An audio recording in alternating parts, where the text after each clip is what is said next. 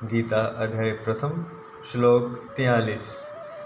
दोषैरेतैः कुलघ्नानां वर्णसंकरकारकैः उत्साध्यन्ते जातिधर्माः कुलधर्माश्च शाश्वताः। इन वर्ण संकर कारक दोषों से कुल घातियों के सनातन कुल धर्म और जाति धर्म नष्ट हो जाते हैं। सनातन धर्म में या कहीं वर्णाश्रम धर्म में मनुष्य के कल्याण के लिए विशेष नियम बनाए गए थे ताकि वह जीवन को जीते हुए धर्म अर्थ काम और मोक्ष अर्थात अंत में मोक्ष को प्राप्त कर सके। इसी जीवन में धर्म को अर्थ को काम को प्राप्त करते करते अंत में मोक्ष को प्राप्त कर सके, अर्थात वह धर्म पर भी चले, धन को भी पैदा करे, अपनी कामनाओं को भी पूर्ण करे और अंत में मोक्ष को प्राप्त हो जाए। इसलिए 25-25 साल के प्रत्येक वर्ण में प्रत्येक वर्ग में एक व्यवस्था बनाई गई थी। पहले 25 ब्रह्मचार्य, फिर गृहस्थ, फिर वानप्रस्थ में साधना की तैयारी जंगल जाने के लिए और फिर संन्यास अंत में 25 साल। तो एक ही जीवन में सारे रूप जो हैं जीवन के उनको पूर्ण करने की एक विशेष योजना थी, एक विशेष नियम थे और उसी के लिए एक विशेष वर्ण व्यवस्था बनाई गई थी जिसे कि 4 वर्णों में 4 वर्गों में विभाजित किया गया था। आधुनिक काल में वर्ण व्यवस्था तो करीब करीब चल रही है, क्योंकि इन 4 वर्णों से व्यक्ति बाहर जा ही नहीं सकता, कुछ भी कर ले इन 4 वर्णों में ही रहेगा। लेकिन जो वर्णों के नियम थे, जो कायदे थे, वो लुप्त प्राय से हो गए हैं। हम उनको क्रियाकांड की तरह कर तो रहे हैं, लेकिन शायद उनके जो पूरे फल हमें मिलने चाहिए थे वह नहीं मिलते, क्योंकि जीवन का जो लक्ष्य था वो धर्म अर्थ काम से होते हुए मोक्ष तक था कि इस जीवन से मोक्ष को प्राप्त किया जा सके। और आज के जीवन में देखें तो मोक्ष भूल गया है सबको, भगवान की भक्ति पूजा करीब करीब भूल गई है। बस क्रियाकांड की तरह हम करते हैं, ये हमारे शास्त्रों में लिखा है, तो थोड़ी धूप बत्ती कर लेते हैं, कभी कभी मंदिर जाते हैं, लेकिन वो लक्ष्य नहीं है हमारा। लक्ष्य हमारा हो गया है अर्थ और काम। हम धन कमाना चाहते हैं और अपनी कामनाओं को पूर्ण करना चाहते हैं, बच्चों के द्वारा या जैसे भी।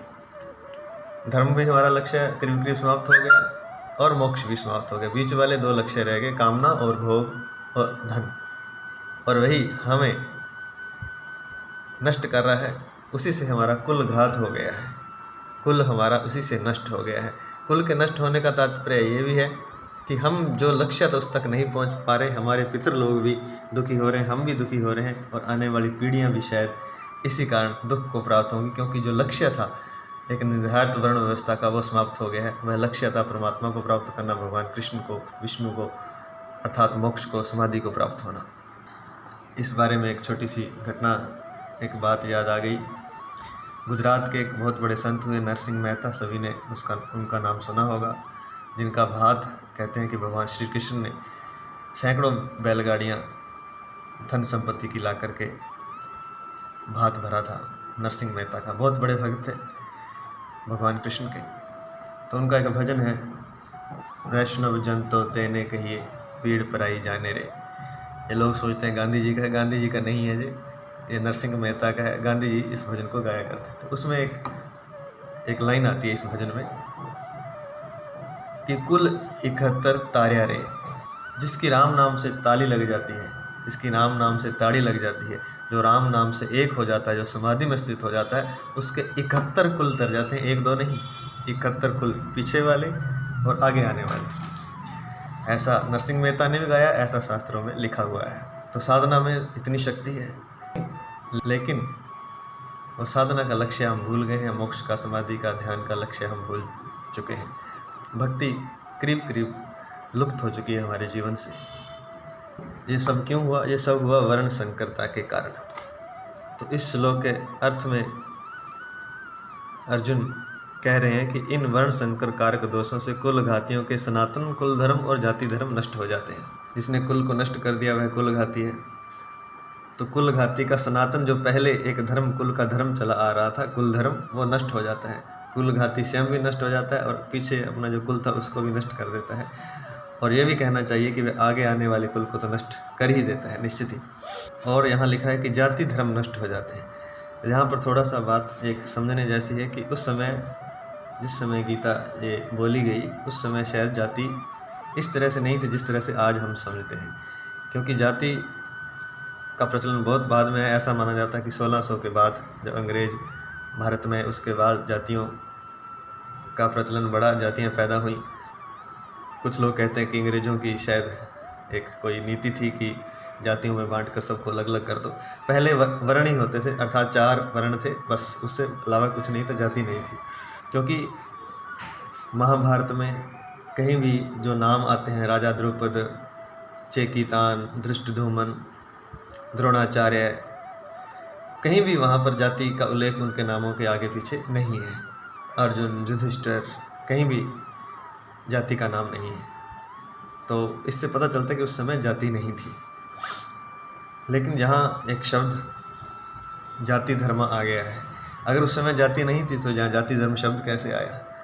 तो यहाँ पर यह जाति जो शब्द है, ये जाति जो आजकल की नस्ल और प्रजाति के लिए जो शब्द उपयुक्त किया जाता है जाति, क्योंकि जाति जो पैदा हुआ वह एक स्थान विशेष के कारण पैदा हुआ। कुछ जैसे सरस्वती नदी के किनारे रहने वाले ब्राह्मण सारस्वत कहलाए, ऐसा स्थान विशेष के कारण या कर्म विशेष के कारण जाति लगा दी गई, आगे नाम के साथ सरने में लगा दिया गया। जैसे 2 वेदों को पढ़ने वाला द्विवेदी, चतुर्वेदी, त्रिवेदी, इस तरह से 3 वेदों का त्रिवेदी, 4 वेद वाला चतुर्वेदी, इस तरह से हम देखेंगे तो पता चल जाएगा। हम उसके डिटेल में नहीं जाना चाहते। लेकिन यहाँ पर जाति धर्म शब्द आया है, वह जन्म से है। जाति वैसे बनती है जिस जगह से, जहाँ जिस समूह से वह जन्म लेता है उसको कहते हैं जाति।